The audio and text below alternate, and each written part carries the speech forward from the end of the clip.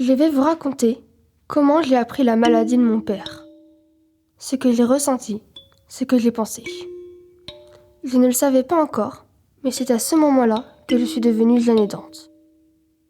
Quand mon père m'a annoncé qu'il était malade, j'avais 9 ans. Voilà, je voulais te dire que j'ai vu le docteur hier et on m'a diagnostiqué une maladie. C'est une maladie importante. Au début, comme j'étais trop jeune pour comprendre, il m'a dit qu'il avait la maladie des grandes émotions. Moi, je n'avais pas tout compris, mais je savais que ce n'était pas normal. Et je savais qu'il avait besoin d'aide.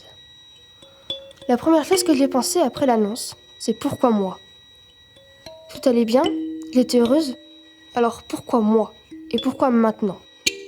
Ensuite, en prenant du recul, je me suis rendu compte que ça n'arrivait pas à moi, que pour moi, tout allait toujours bien, mais que c'est à mon père que ça arrivait. Je me suis dit que c'était de ma faute, que je l'avais fatigué, et qu'il fallait que je l'aide plus. Mais en grandissant, j'ai compris que la maladie des grandes émotions s'appelait en fait la bipolarité, et que je ne pouvais rien faire face à ça. Ce n'était pas de ma faute, ni celle de mon père, c'était la faute à personne.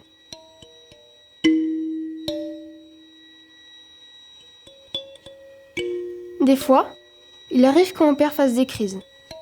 Lors de ces crises, il crie beaucoup, et on ne comprend pas grand-chose à ce qu'il dit. Il peut aussi casser des objets, menacer de nous punir mon frère et moi. Mais on sait qu'on ne doit pas lui obéir.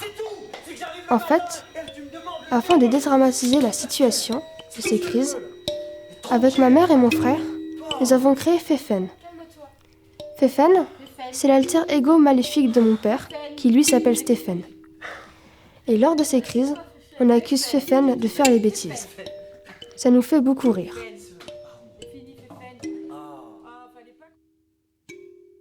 Il arrive aussi que mon père fasse des choses étranges, comme nous réveiller à 5 heures du matin un samedi de vacances, pour que nous allions à l'école. Nous accusons Fefen de faire sa crise, mais je n'oublie pas que c'est la maladie qui lui fait faire ça. C'est ta trousse, là ? C'est bon, merci. Non, c'est bon, prépare-toi, tu t'habilles, tu mets tout en place. S'il te plaît, on n'a pas le temps pour ça.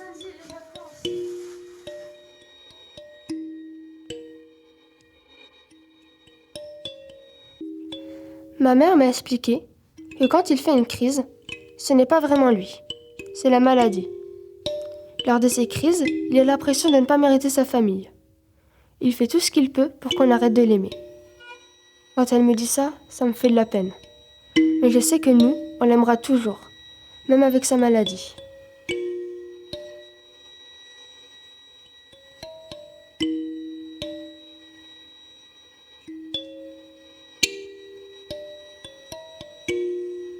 Je voulais faire ce film pour expliquer ce que j'ai ressenti quand j'ai appris la maladie de mon père, et lui dire que je l'aimerai toujours.